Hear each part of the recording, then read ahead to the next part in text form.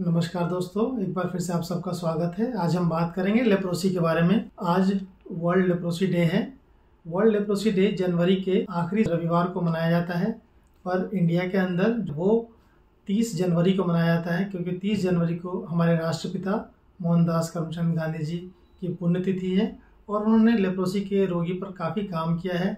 उनकी संवेदनाओं से जुड़कर उनके साथ भेदभाव ना किया जाए, उनका उपचार कराया जाए और साथ में लेप्रोसी का भी इरेडिकेशन किया जाए, उसका उन्मूलन किया जाए। इस पर उन्होंने काफ़ी सारा काम किया है, इसलिए इंडिया में उनके पुण्यतिथि के दिन लेप्रोसी डे मनाया जाता है। अब लेप्रोसी क्या है उसके बारे में बात करेंगे। लेप्रोसी एक बैक्टीरिया से होने वाली बीमारी है। ये बैक्टीरिया का नाम है माइकोबैक्टीरियम लेप्रा और इस बैक्टीरिया के बारे में दर्शकों को बताऊंगा कि चरक और सुश्रुत संहिता के अंदर 600 ईसा पूर्व भी इस बीमारी के बारे में बताया गया था। इस बीमारी से जुड़े हुए बड़े ही भेदभाव हैं, बड़े ही सोशल स्टिग्मा है।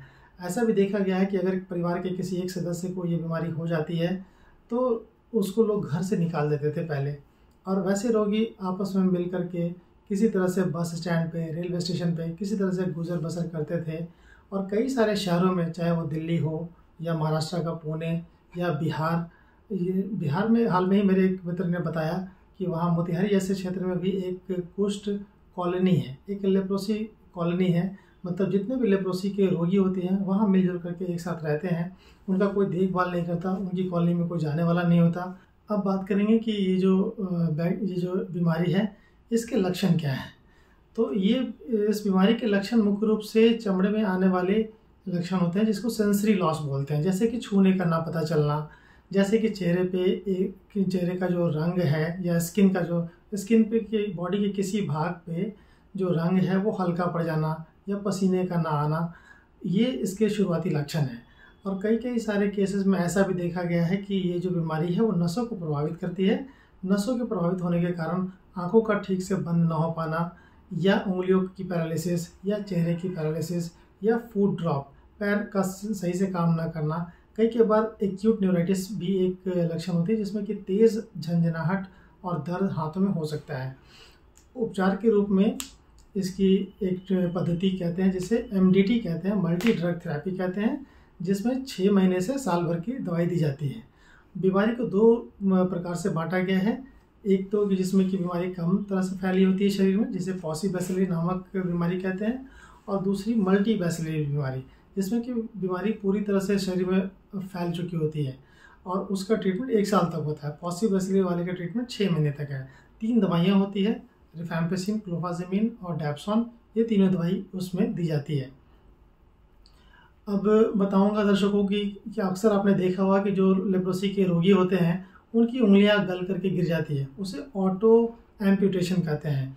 कई सारे रोगी में जो ये नेज़ल ब्रिज है, क्योंकि यह जो बीमारी है ये रेस्पिरेटरी ट्रैक्ट के सिक्रेशन से फैलती है, नाकों के सिक्रेशन से फैलती है। नाकों से निकला हुआ स्राव के अंदर, सूखे स्राव के अंदर भी 9 दिन तक ये बैक्टीरिया जीवित रह सकता है और उससे ये बीमारी फैल सकती है। तो वहाँ पर लोकलाइज होने की वजह से कई बार जो है नेज़ल सेप्टम का एक कोलैप्स हो जाता है, जिससे कि नाक चपटी और अजीब दिखने वाला हो जाती है, और उसे मेडिकल भाषा में लियोनिन फेसिस भी कहते हैं। अक्सर देखा गया है कि एक चीज़ होती है कि जो रोगी होते हैं उनकी जो भौं होती है, भौं के बाल भी झड़ जाते हैं, मेडिकल भाषा में उसे मैड्रोसिस कहते हैं। और कई सारे लोगों में जो इस चमड़े के लक्षण हैं, जैसे कि छूने का पता न चलना, जैसे कि चेहरे का रंग उड़ जाना, ठीक है, या पसीने का ना आना, ये लक्षण सबसे पहले आते हैं। लेकिन पैरालिसिस बाद में आती है। अगर आप क्रम देखना चाहें कि किस क्रम में ये आता है, तो सबसे पहले सेंसरी लॉस होती है, मतलब छूने का एहसास ना होना या रंग का सफ़ेद हो जाना। अंत में दर्शकों को बताऊंगा कि अगर आप सही समय पर इस बीमारी का डायग्नोसिस करते हैं और डायग्नोसिस से उपचार स्टार्ट करवाते हैं तो बीमारी पूरी तरह से ठीक हो सकती है। कई सारे मरीज़ ऐसे हैं जिनका कि पूरी तरह अगर साल भर इलाज कराएं और वो लेट से इलाज कराना स्टार्ट करते हैं तो कुछ डिसेबिलिटी, कुछ जो डिपेंडेंसी है उनकी हमेशा के लिए बनी रहती है। और जैसे कि फुट ड्रॉप, जैसे कि रेस्ट ड्रॉप अगर एक बार हो जाए तो वो पूरी तरह से ठीक नहीं हो पाता। ऐसे लोगों में PMR, फिजिकल मेडिकल रिहेबिलिटेशन का सहारा लेना पड़ता है उन्हें स्प्लिंट लगाने की ज़रूरत पड़ सकती है। जल्दी से जल्दी इस बीमारी को समझें। किसी के भी शरीर में सूनपन, झंझनाहट, पसीने का ना आना या छूने का कम पता चलना अथवा सफ़ेद दाग होना या हाथों की पैरालिसिस या चेहरे का पैरालिसिस या आंखों का ठीक से बंद ना हो पाना, अगर इस प्रकार के लक्षण हैं तो उनको जल्द से जल्द आप अपने न्यूरोलॉजिस्ट से, आप अपने डर्मेटोलॉजिस्ट से कंसल्ट करें। उन्हें पता है कि क्या उपचार करना है। 6 महीने से 1 साल तक का ट्रीटमेंट है। अगर समय से ट्रीटमेंट लेते हैं तो आप इस बीमारी से पूरी तरह क्योर हो सकते हैं।